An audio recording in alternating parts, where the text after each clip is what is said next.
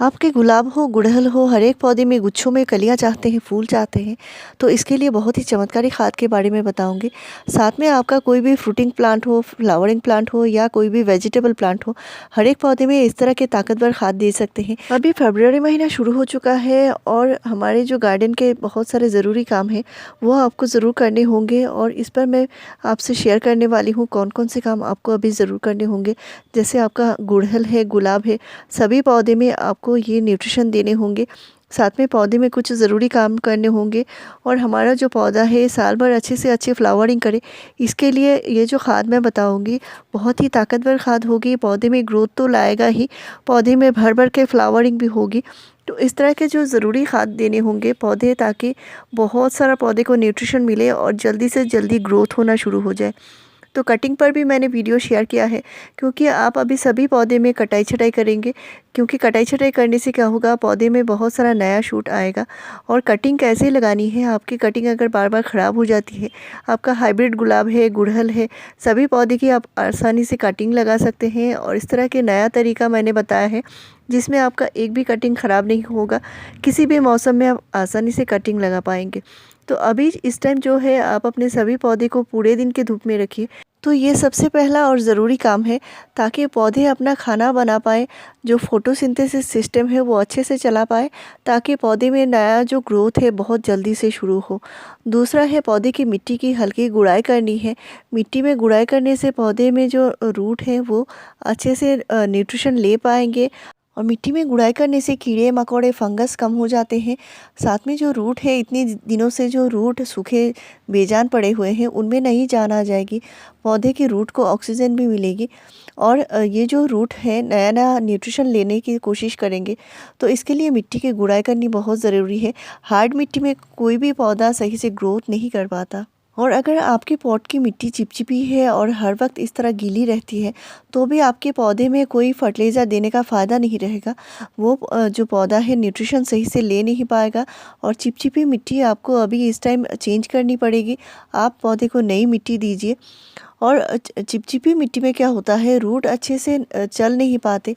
इसके वजह से पौधा जो होता है वो हमेशा से ही न्यूट्रिशन की कमी होती रहती है। पौधे में जो आयरन की कमी होती है या न्यूट्रिशन की कमी दिखाई देती है, इस तरह के मिट्टी होने के कारण ऐसी होती है। तो यहाँ पे मिट्टी तैयार करने के लिए नई मिट्टी आपको पौधे में देनी होगी। इसके लिए 50% मिट्टी लीजिए, साथ में कम से कम 30% जो वर्मी कंपोस्ट है या कावडंग कंपोस्ट है, दोनों में से कोई भी ले सकते हैं। कावडंग जो पुराना कावडंग कंपोस्ट होना ज़रूरी है, जैसे 1 साल पुराना गोबर खाद हो तो भी आप ले सकते हैं। साथ में आपको कुछ चीज़ें मिलानी पड़ेंगी और ये मिट्टी में देना बहुत ज़रूरी है। तो आप अगर नया पौधा लगाना चाहते हैं तो भी इस तरह की मिट्टी बना सकते हैं। और अगर आपका पौधा पुराना कोई पौधा है, इसको नई मिट्टी देकर रिपोर्टिंग करना चाहते हैं, तो भी इस तरह की मिट्टी बना सकते हैं। और आपका पौधा अगर 1 साल पुराना है, पॉट में लगा हुआ है, उसकी रूट बाउंड हो चुकी है, यानी इसकी मिट्टी थोड़ी सी हल्की सी गुड़ाई करने से ही इसकी रूट दिखाई देने लगती है, तो ये पौधा हो सकता है रूट बाउंड हो चुका है। इसको आप निकाल के देख सकते हैं।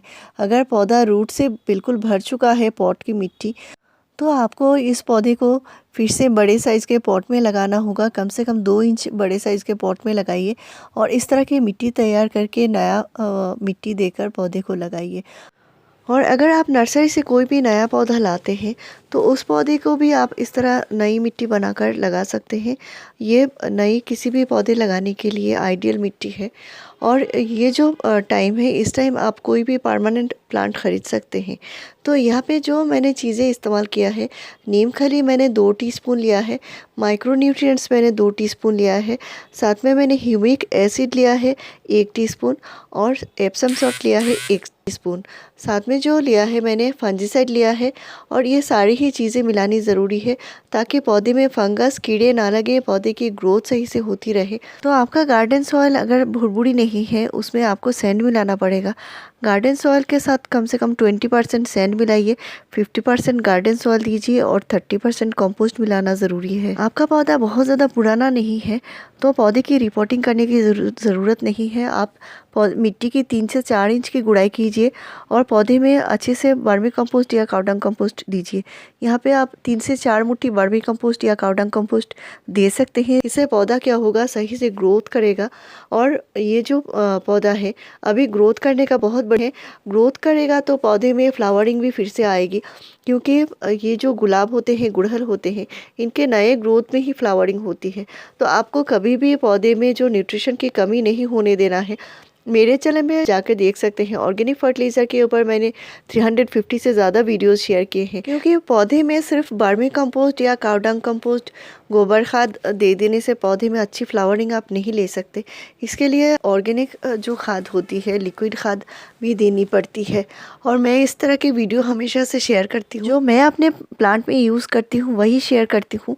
और पौधे को अलग अलग न्यूट्रिशन की ज़रूरत होती है, नहीं तो पौधे में न्यूट्रिशन की कमी होने लगेगी।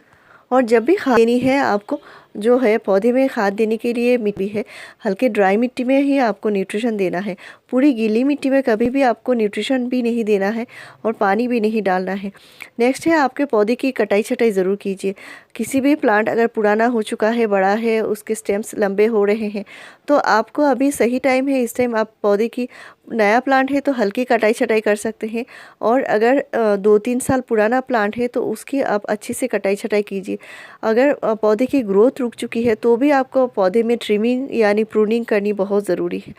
इससे क्या होगा, पौधे में जो नए जो ग्रोथ हार्मोन है वो फिर से शुरू हो जाएंगे, पौधे में ग्रोथ करना शुरू करेंगे। तो न्यूट्रिशन के लिए आज मैं जो लिक्विड खाद बताने वाली हूँ, बहुत ही ज़्यादा ताकतवर खाद है। और इस तरह के खाद अपने सारे ही डोरमेंसी में गए हुए जितने सारे प्लांट हैं, जैसे मोगरा है, गुलाब है, गुड़हल है, या कोई भी जो ऑर्नामेंटल प्लांट है, सभी पौधे में दे पाएंगे। और इस तरह के लिक्विड खाद बनाने के लिए मैंने यहाँ पे 1 लीटर पानी लिया है और यहाँ पे मैं जो दे रही हूँ ये वर्मी कंपोस्ट है। मैंने यहाँ पे ½ कप वर्मी कंपोस्ट लिया है। 1 मुट्ठी आप ले सकते हैं, गोबर खाद भी ले सकते हैं वर्मी कंपोस्ट अगर नहीं है तो। साथ में मैंने DAP ½ टीस्पून दिया है। DAP में भी भरपूर मात्रा में न्यूट्रिशन होती है, फॉस्फोरस होती है और नाइट्रोजन भी होती है। तो आज का जो न्यूट्रिशन है ये एक कंप्लीट न्यूट्रिशन है, जो पौधे में नाइट्रोजन, फास्फोरस, पोटेशियम सभी इसको मिलने वाली है।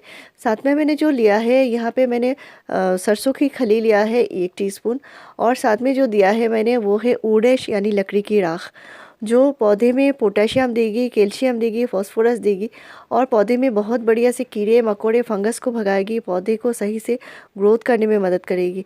वो डोरमेंसी के पीरियड में जो होता है, पौधे में जो सही न्यूट्रिशन पौधा ले नहीं पाता, पौधे की रूट कमज़ोर हो जाते हैं, तो इसके लिए ये न्यूट्रिशन बहुत ज़रूरी। तो ये जो लिक्विड खाद है आप कम से कम महीने में 2 बार दीजिए, तो पौधे में और भी कोई खाद देने की ज़रूरत नहीं है।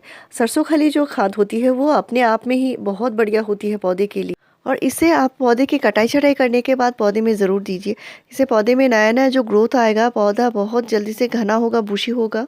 तो इसको बनने के लिए कम से कम 3 दिन टाइम लगता है, और जितना ज़्यादा पतला करके देंगे उतना ही अच्छा है, पौधे में कोई भी प्रॉब्लम नहीं आएगी। तो अगर आपने 1 लीटर फर्टिलाइज़र बनाया है तो कम से कम इसे 6 से 7 लीटर नॉर्मल पानी मिलाकर ही पौधे में देना होगा, यानी इसको बहुत ही पतला करके देना होगा। तो आप अपने गुड़हल में ज़रूर दीजिए, गुड़हल में बहुत जल्दी से कलियाँ आएंगी, फ्लावरिंग शुरू होगी।